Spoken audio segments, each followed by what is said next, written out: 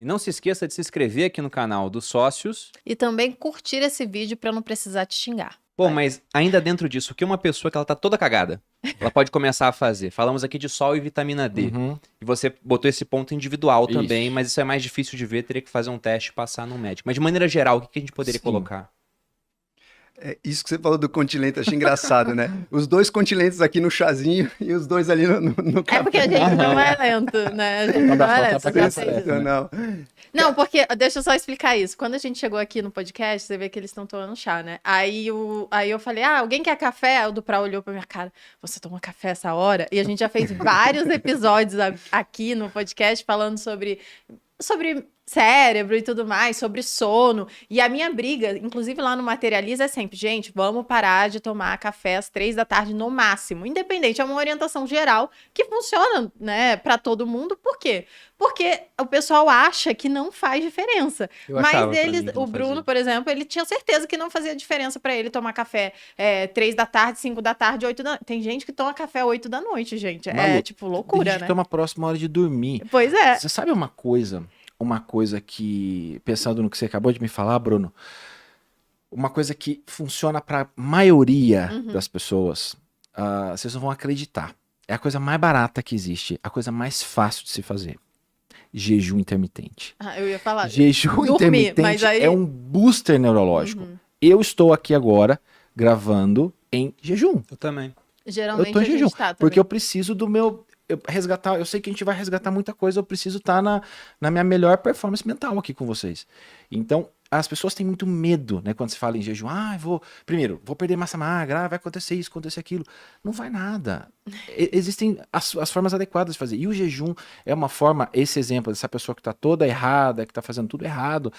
A primeira coisa que eu sugeriria, se fosse meu paciente na minha frente, eu ia falar assim, vamos tentar colocar um jejum uma vez na semana, vamos começar com 12 horas, depois a gente aumenta para 14, para Não, mas, 16, gente, para 12 horas, 18. vamos combinar, né? Não, não. 12 horas é o mínimo que todo mundo Mas tem deveria gente que não fazer. faz, Se o cara Malu. tá cagado, não faz. Malu, não faz. faz. Ele não faz. dorme, a última refeição dele é antes de dormir, Uhum. aí ele dorme 7 horas, acorda, come imediatamente. Exato, você Eu não me tem lembro, ideia quando eu das não coisas. fazia jejum, eu colhia exame de sangue. Já era tipo Sofrido. assim, nossa, sério. Hoje eu vejo e falo, cara, que bizarro, né? E Mas- lá no Materializa, desculpa, Duprat, Imagina. mas lá no Materializa a gente sempre faz eu vou propondo para as pessoas também, porque a nossa nutricionista lá propõe, e eu falo, gente, vamos comer de acordo com a fome, só que aí primeiro a gente coloca comida de verdade e tudo mais. E a partir do momento que a pessoa para de comer industrializados, ela já consegue fazer um jejum mínimo de 12 horas tranquilo. É muito doido como a alimentação influencia muito nessa ideia de sentir fome o tempo inteiro.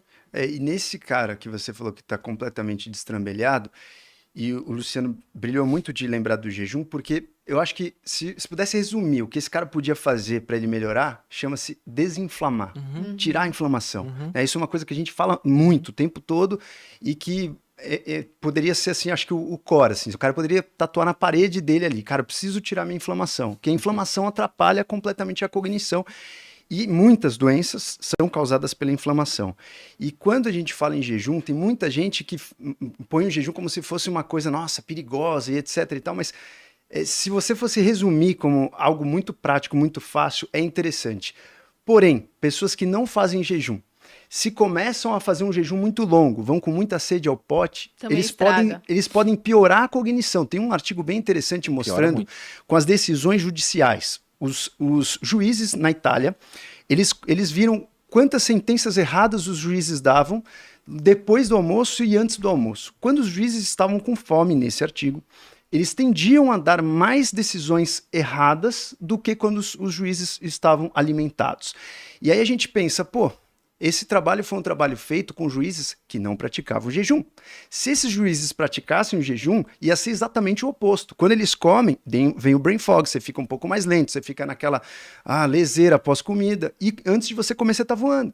Então depende muito da sua flexibilidade metabólica. Você precisa estar acostumado a trabalhar o teu carro tanto com açúcar, que é o que o nosso corpo quebra mais fácil, quanto com ou gordura ou seu estoque, que a gente estoca muito em forma de gordura. Depois o glicogênio, que é em forma de açúcar, a gente estoca em forma de gordura.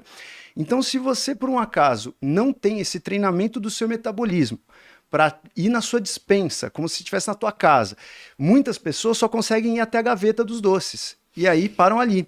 Muito Outras bom. pessoas conseguem até a despensa e realmente pegar a comida que estão armazenada na despensa. Essas pessoas podem ficar em jejum. As pessoas que só estão acostumadas a abrir a gaveta e comer o chocolatinho não conseguem ficar em jejum. Mas aí vale dizer que aí é treinamento, adaptação. Então, obviamente, você não vai de uma hora para outra fazer 24 horas de jejum, 16 horas de jejum.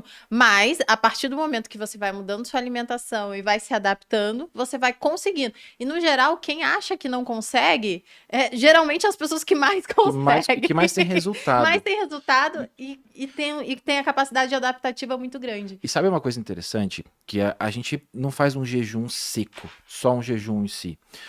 Existem muitos otimizadores do jejum. E a gente pode usar esses otimizadores.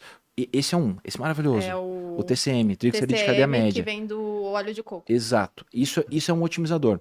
E todo mundo pergunta. Isso é muito comum. Ah, Luciano, se eu tomar, por exemplo, isso aí vai quebrar meu jejum. As pessoas estão preocupadas em quebrar. Eu penso, não sei nem se elas estão entendendo o que é quebrar Elas o nem jejum, sabem o que elas entendeu? estão fazendo. Então, se eu usar, por exemplo, qualquer macronutriente quebra jejum. Carboidrato, proteína, gordura. Só que isso aí é uma gordura. Quando você toma, por exemplo, estou em jejum agora. Eu venho aqui e tomo uma colher de TCM. Transitoriamente, se eu medir a quantidade de butirato no meu sangue, que é o corpo cetônico que eu preciso ter, ele pode cair um pouquinho, mas eu vou continuar em jejum. E eu vou, sei lá, fazer atividade física, eu vou trabalhar. Ele vai aumentar. Então, você cai um pouquinho o que o seu corpo produz, mas depois expande absurdamente. Por que a gente está dizendo isso? Que eu trouxe esse assunto de jejum e dos otimizadores. Porque quando a gente faz um jejum metabólico, em que a gente tira todos os macronutrientes que vão fornecer energia, né, exógena de fora, então eu vou depender do que eu tenho de estoque. O jejum, o propósito é esse, para produzir corpos cetônicos. Então, ao invés de ser a glicose ser a moeda energética, o corpo cetônico passa a ser a moeda energética. Isso para o cérebro é maravilhoso, principalmente se o paciente, se o indivíduo estiver muito inflamado. Então, essa pessoa muito inflamada, ela precisa desinflamar e ela precisa treinar o cérebro dela para se interessar por outros tipos de energia que ele nunca apresentou. Existem pessoas que passam por esse mundo, vivem 90 anos e não sabem o que é usar 1 nanomol de corpos cetônicos de energia. Porque se você come 3 em 3 horas e toda essa refeição tem carboidrato, seu corpo vai produzir corpos cetônicos para quê?